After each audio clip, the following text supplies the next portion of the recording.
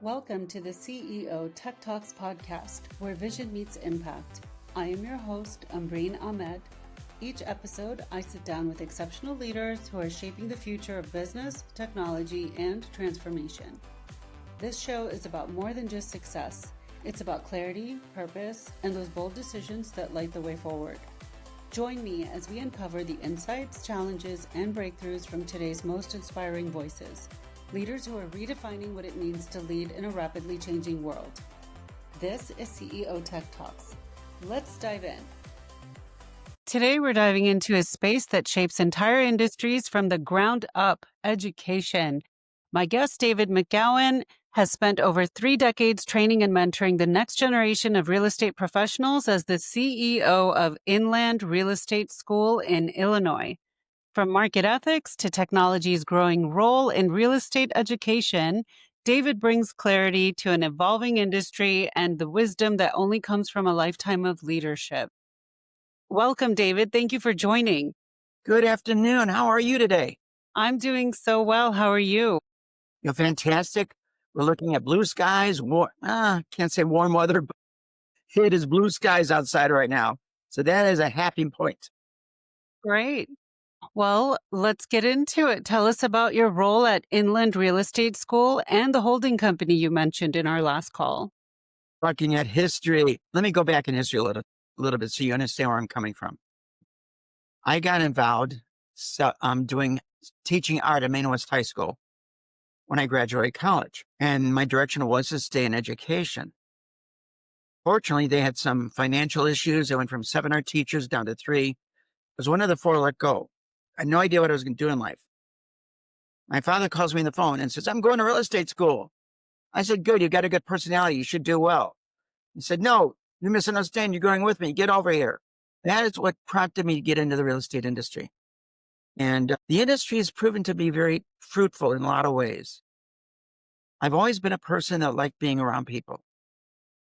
So this gave me a chance to work with people, help them achieve their goals, and finding a home for themselves, planning their future. When I got into the business, within 3 years, I became the top producing agent of a company of 1,000 people. And I then worked myself into a point where I got my managing broker's license instead of my own residential company. And again, the goal was to be twofold: to do real estate, but at the same time, I wanted to help my agents grow and be successful. That to me is important. Now, over the years, I've been managing broker of my own company. I became the managing broker of a commercial real estate company, Inland Real Estate, in 2001. And we're one of the largest investment companies in the United States.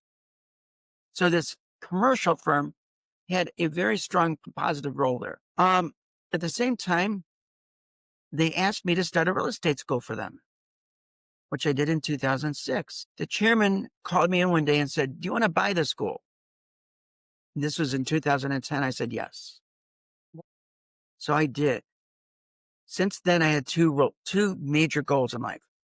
Number one, hold this real estate school and use it as a venue for helping people learn about the industry so that they could then get into it and fulfill their dreams. And then 2, I ran the brokerage division. I had a staff of about 24 agents that we wanted them to be productive in helping consumers invest in commercial real estate. So I did all of that.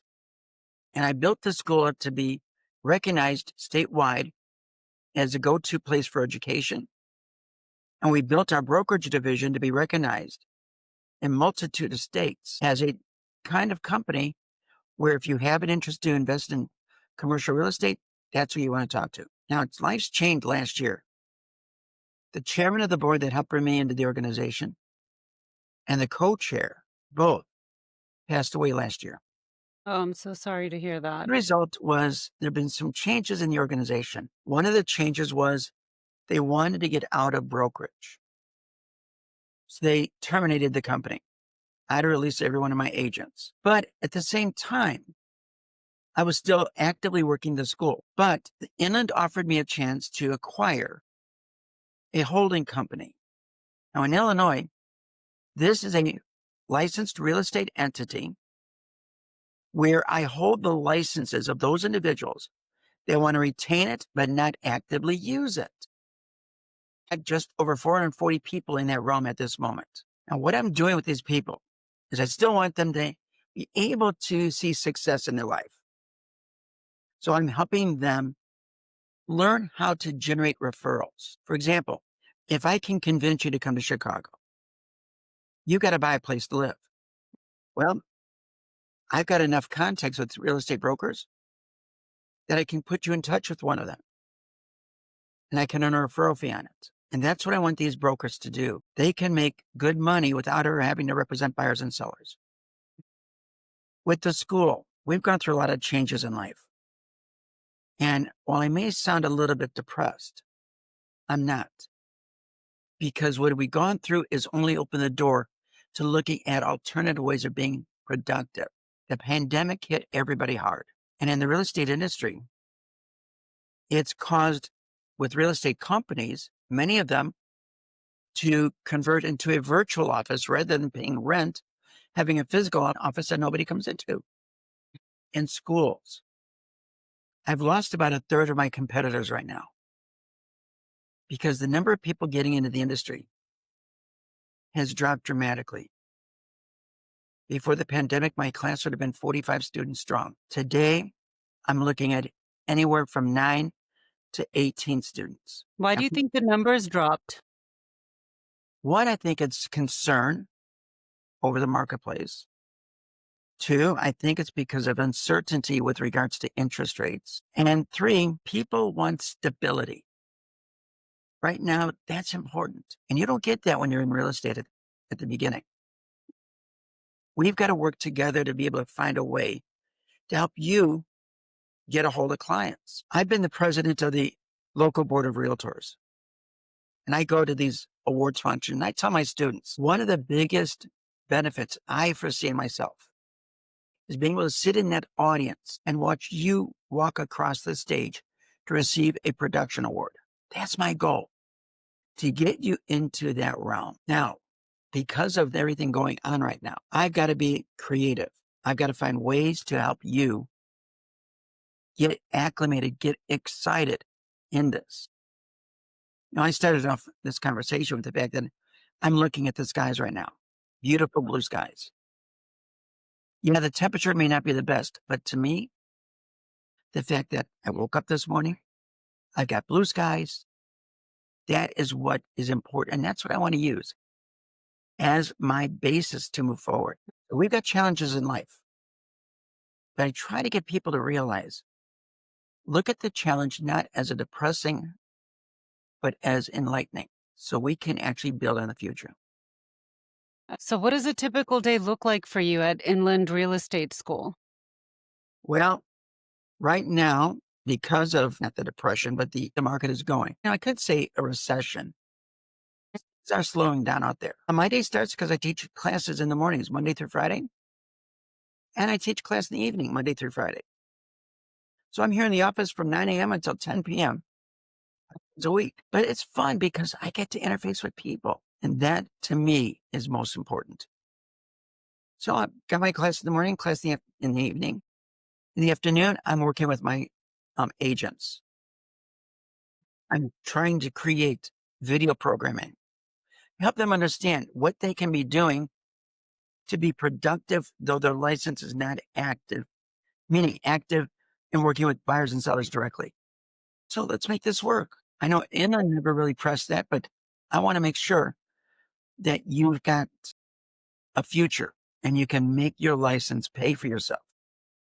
So you mentioned video programming. What are you creating videos for? If I'm talking about school, right now, I'm trying to put some short videos together to better help people understand concepts.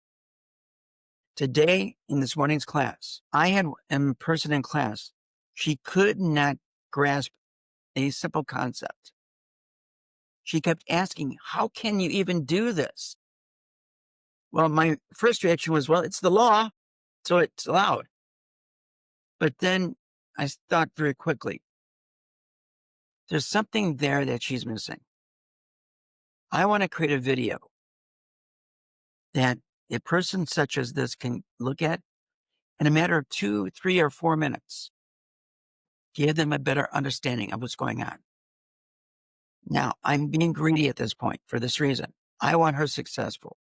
I want her, when she gets out in the field, to be able to satisfy the needs of her client. But before she can do that, she's got to understand it herself. So let's make that a reality. For my agents, these are people that are already licensed. What are they doing to use their license efficiently, effectively?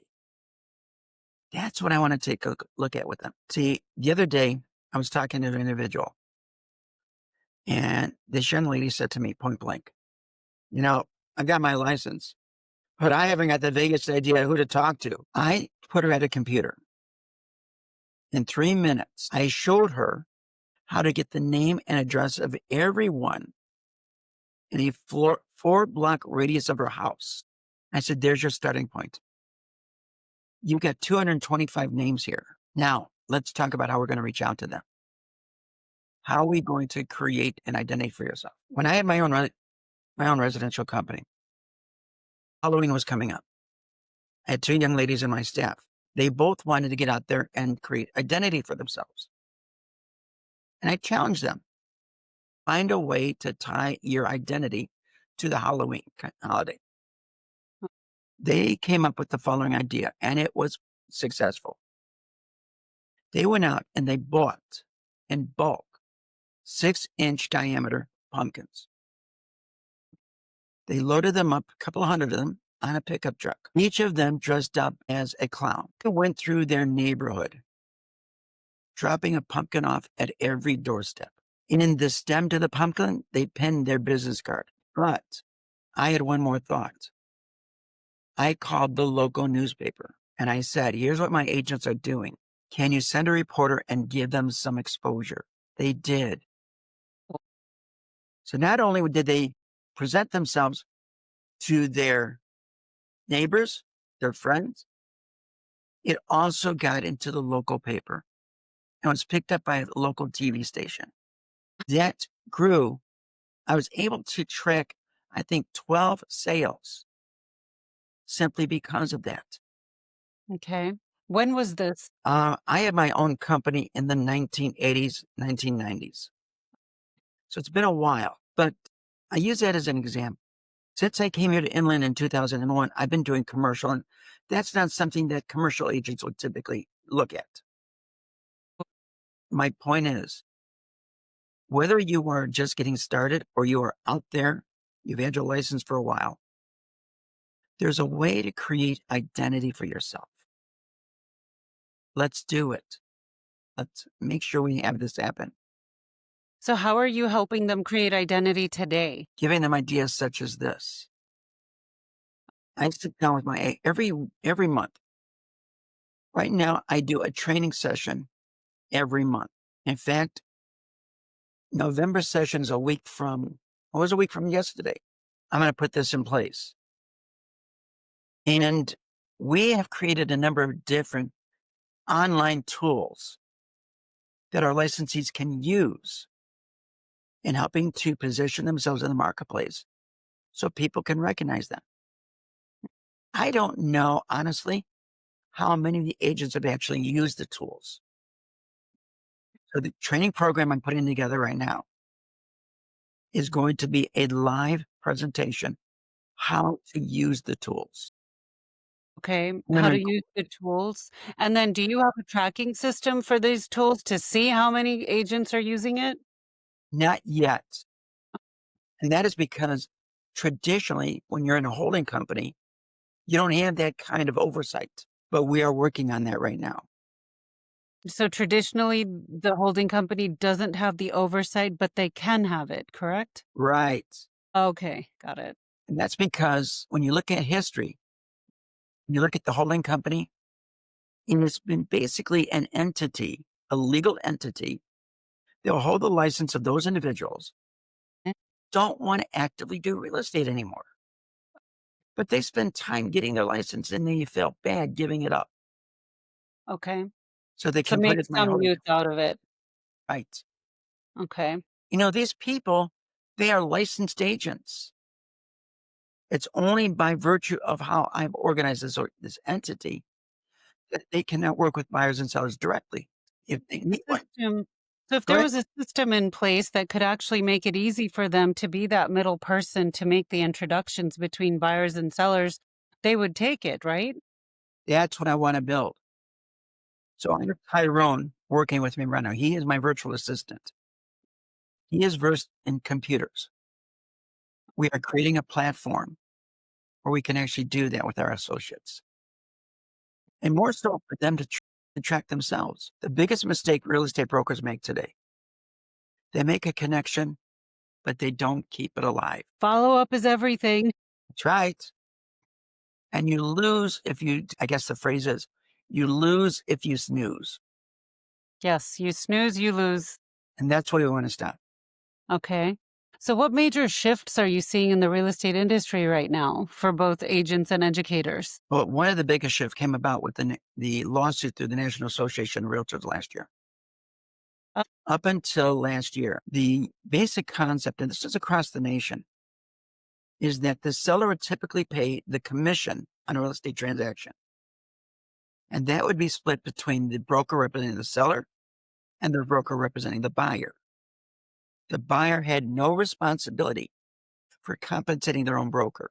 Because of a lawsuit against the National Association of Realtors that NAR actually settled for a substantial sum of money, Illinois enacted a new provision of law, as many states are right now. Everyone, whether you're a buyer or a seller, must sign a representation agreement. This has opened the door to now buyers having to take responsibility for paying their own broker, something they never did in the past. So shifts in the marketplace really are coming down to how does the broker deal with the consumer when we need to start looking at who's paying the commission? How does a broker need to reevaluate how they get involved with the consumer and help the consumer understand what the broker can actually do to help them achieve their goals? As far as the real estate agents already licensed, that's what I'm dealing with right now. As far as those that are in class with me right now, with the expectation of being licensed, and the people I've got in class right now, they can be licensed legally by the 10th of November. So they're just a couple of weeks away from passing the state exam and getting their license. Now, in my opinion, is the time that we need to sit down and start looking at how are we going to plan out your future? Let's make you successful. I don't mind brokers getting out of the business and joining my network, but I would like to see them stay productive in the business. Okay. So how has technology changed the way real estate professionals operate? Whether it's selling a home, buying a home, helping somebody buy a home. How In short, it's AI. We are moving into a realm where we're going to have a lot of different changes. And when I started in the business, there was no such thing as videotaping. If I wanted to show you a home, you had to physically walk into the house with me. Today, if I've got a home available, I'm going to have a videographer follow behind me, and I'm going to walk through the home, pointing out specific features that I believe the buyer would take interest in. Now I'm going to post that video. Today, more and more consumers start looking for a home on the internet. So let's give them some videos to look at, not just still shots. More and more offices are closing their doors. Not they're going out of business, they're going virtual. Why pay all this rent? I know a firm called Baker. They had an office in Naperville to teach a class there. 200 desks. They closed it. They merged with another office. People were not coming in. Can I ask you a question? Do you drink coffee? I don't. But if you and I want to talk about you're buying a house, I'll meet you at Starbucks. Can I get an internet access at Starbucks? Yes. I don't need to come in my office anymore. My office is cold. Let's go someplace warm like Starbucks. You can relax with a cup of coffee.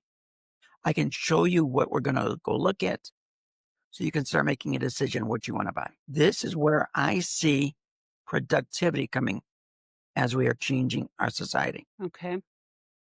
So, what's working well in the real estate education market right now, and what's been frustrating? What's frustrating is the fact that two things are happening to me. Number one, we're moving into a society where the older generation that would have been wanting to be in the classroom, they're not looking to get in the business right now.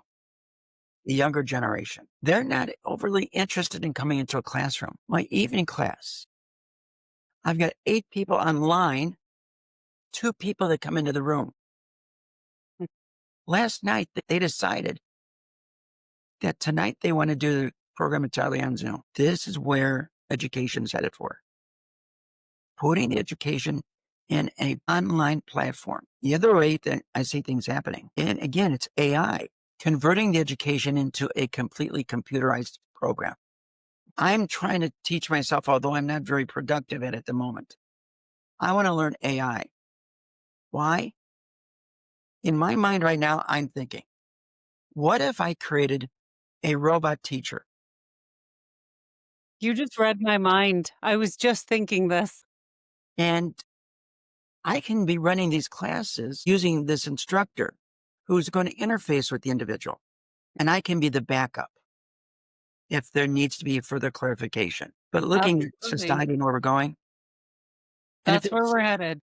somebody just came out with a human looking robot. I know there have been attempts in the past, but this one is AI and it really is human looking. It acts like a human. So I hate to say it, but the era of robots is coming to forth. AI is going to be a critical component in how we're going to learn in the future. Absolutely. It's here now. I believe it. So, which metrics or outcomes are you most focused on improving in your business?